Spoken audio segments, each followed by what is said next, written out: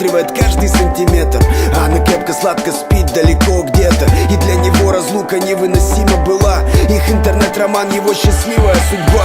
Тронулся состав и застучали колеса, и он на сутки погрузился в свои грезы. Его нервы, как перетянутые тросы, как успокоиться не может найти способ. Ее образ, облик чудесный, застыл в его истерзанном расстоянием сердца. Он мечтает о том, как ее обнимет крепко и скажет: я так сильно ждал этой встречи, детка.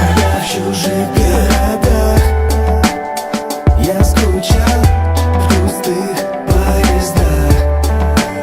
Я встречал тебя в чьих-то глазах, в этих лживых словах и не сбывшихся снах.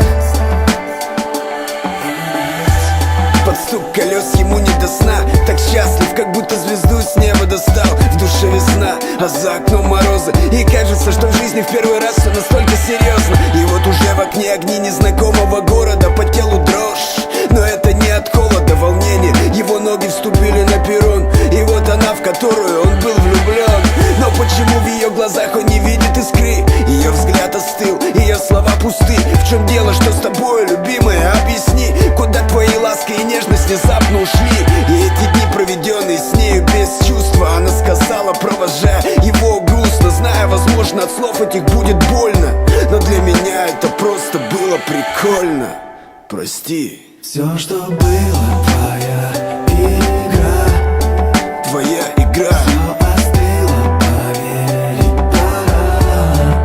Пора. Чем же были твои слова?